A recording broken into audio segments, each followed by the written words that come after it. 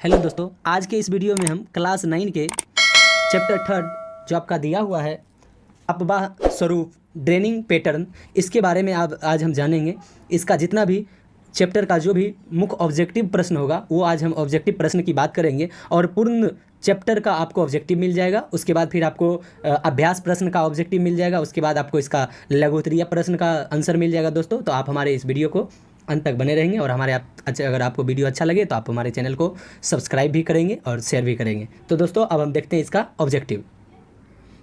तो दोस्तों, इसमें दिया गया है कि पहला ऑब्जेक्टिव, भारत में किस नदी का अपवाह बेसिन बड़ा है। तो इसमें दोस्तों हो जाएगा गंगा नदी। वही अगर आपका क्वेश्चन फिर आगे भी दिया हुआ है और कुछ। दूसरा है, हिमालय में स्थित अधिकांश नदियों का स्वरूप कैसा है। तो हिमालय में स्थित अधिकांश नदियों का स्वरूप अस्थायी है। अब इसी में आपको तीसरा प्रश्न आ जाएगा। दोस्तों, तीसरा प्रश्न है, विश्व की सबसे बड़ी अपवाह बेसिन किस नदी की है। तो उसका आंसर हो जाएगा दोस्तों अमेजन नदी। कौन सा नदी? अमेजन नदी। उसके बाद दोस्तों है चौथा, भू आकृति के आधार पर भारत की नदियों को कितने वर्गों में बांटा गया है। तो उसमें हो जाएगा दो भागों में बांटा है। पहला हिमालय की नदी, दूसरा प्रायद्वीपीय नदियाँ।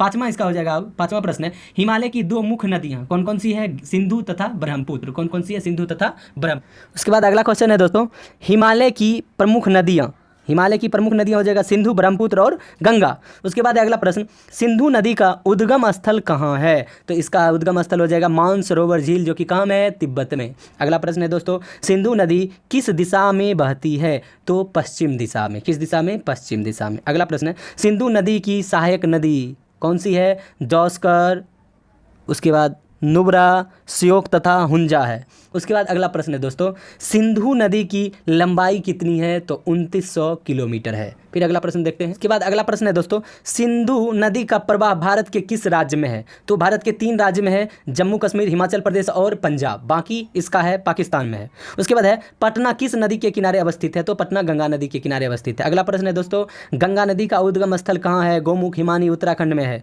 उसके बाद है अगला प्रश्न दोस्तों, गंगा नदी की लंबाई कितनी है। तो 2525 किलोमीटर है। अगला प्रश्न आपका है, बांग्लादेश में गंगा नदी को किस नाम से पुकारा जाता है। तो पद्मा के नाम से पुकारा जाता है।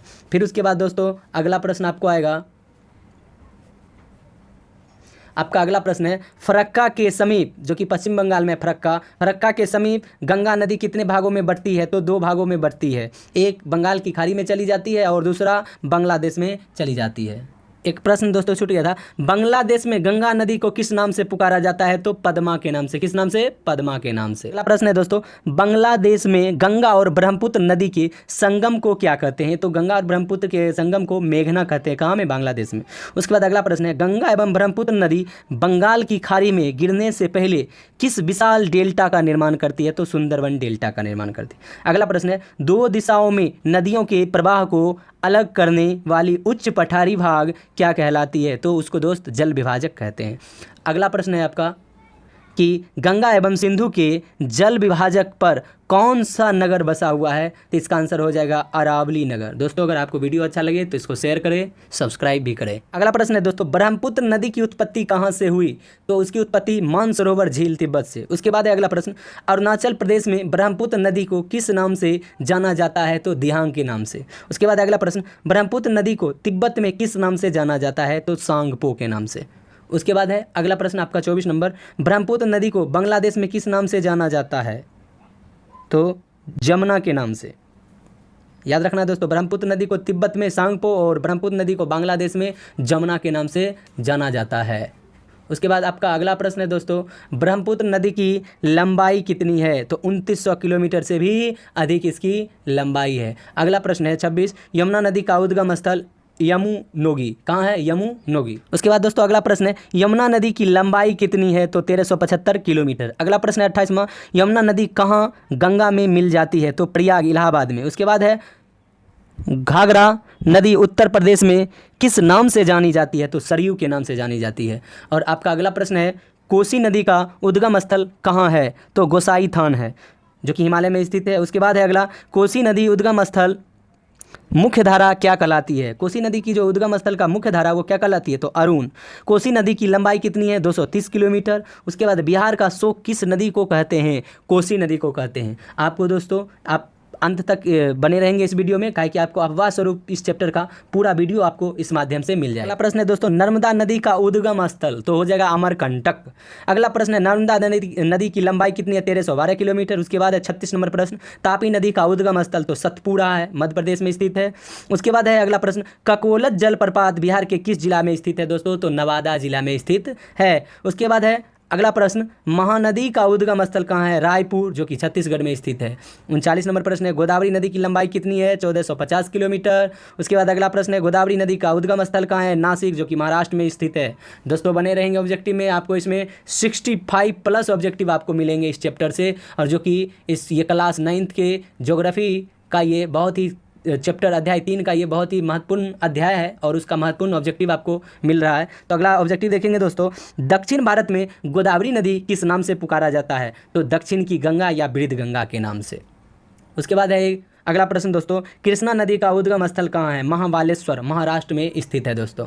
उसके बाद आप देखेंगे अगला प्रश्न क्या कह रहा है। अगला प्रश्न है आपका, कृष्णा नदी की लंबाई कितनी है? 1290 किलोमीटर। उसके बाद है कावेरी नदी की लंबाई कितनी है? 760 किलोमीटर। अगला प्रश्न है दोस्तों आपका, कावेरी नदी का उद्गम स्थल, तो ब्रह्मगिरी पहाड़ी से है। उसके बाद है 46 नंबर, भारत का सबसे बड़ा जलप्रपात कौन सा है? जोग या गरसोप्पा। उसके बाद है अगला प्रश्न दोस्तों, भारत का दूसरा सबसे बड़ा जलप्रपात कौन सा है? शिव समुद्रम। कौन सा है? शिव समुद्रम। उसके बाद अगला प्रश्न है दोस्तों कि जोग या गरसोप्पा जलप्रपात किस राज्य में है? कर्नाटक में, जो कि 225 मीटर उसकी ऊंचाई है। उसके बाद अगला है, लक्ष्मी सागर झील कहाँ अवस्थित है? तो दरभंगा, बिहार राज्य के दरभंगा जिला में। उसके बाद अगला प्रश्न, सरैया मान झील कहाँ अवस्थित है? बेतिया में, जो कि आपको पश्चिमी चंपारण में स्थित है या बिहार राज्य में स्थित है। उसके बाद है अगला प्रश्न, निर्माण की दृष्टि से झील के कितने प्रकार हैं? तो 7 प्रकार हैं। कितने प्रकार? 7 प्रकार। 52 नंबर प्रश्न क्या कर रहा है दोस्तों, इसको थोड़ा ध्यान से आप देखेंगे।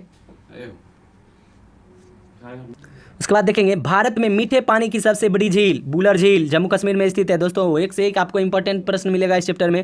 उसके बाद लवण युक्त झील कौन सा है? सांभर झील। लवण युक्त का मतलब इसका पानी आपको नमकीन लगेगा, राजस्थान में स्थित है। उसके बाद है, नदी घाटी क्षेत्र को प्राचीन काल में क्या कहते थे? सभ्यता की जननी। क्या कहते थे? सभ्यता की जननी। उसके बाद आपका है, गांधी सेतु किस नदी पर है स्थित है? तो गंगा नदी पर। उसके बाद आपका प्रश्न है, गांधी सेतु का निर्माण कब हुआ था? तो 1984 ईस्वी में। उसके बाद है कि गांधी सेतु की लंबाई कितनी है? तो 7 किलोमीटर। उसके बाद है, किसी भी राष्ट्र में पर्यावरण संतुलित रखने के लिए कितने प्रतिशत भाग पर वन होना आवश्यक है? तो दोस्तों कम से कम 33% भाग पर वन होना आवश्यक है। उसके बाद आपका अगला प्रश्न क्या कह रहा है कि भारत में कुल कितना प्रतिशत भूभाग वन आच्छादित है? 19.2% भाग पर भारत में वन लगा हुआ है। उसके बाद है आपका अगला प्रश्न, अब क्या कर रहा है कि गंगा कार्य परियोजना का प्रारंभ कब हुआ? 1950 ईस्वी। कब हुआ? 1950। दोस्तों भाखड़ा नागल परियोजना किस नदी पर स्थित है? तो सतलज नदी पर स्थित है। 62 नंबर प्रश्न है, भाखड़ा नागल परियोजना कितने मेगावाट विद्युत उत्पादन करता है? तो 1200 मेगावाट। कितने मेगावाट? 1200 मेगावाट। उसके बाद है, टिहरी परियोजना किस नदी पर स्थित है? तो भागीरथी नदी पर।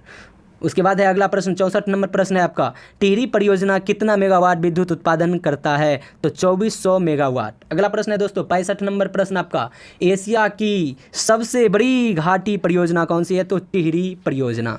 उसके बाद दोस्तों आप देखेंगे इस वीडियो में क्या कह रहा है कि 66 नंबर प्रश्न, नदी घाटी परियोजना को आधुनिक भारत का मंदिर किसने कहा था?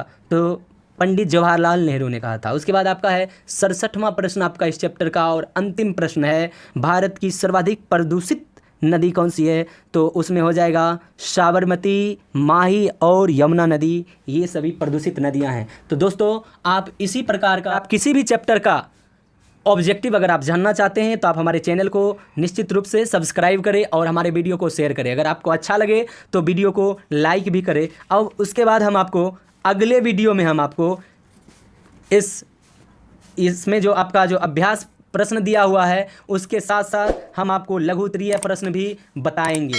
इसके बाद ये लघुत्तरीय प्रश्न दिया गया दोस्तों, हम ये लघुत्तरीय प्रश्न भी बताएंगे। फिर अगले अध्याय का मतलब जो है सो लगातार आपको वीडियो मिलते रहेगा। तो आप इस वीडियो को लाइक, सब्सक्राइब और शेयर जरूर करें। Thank you.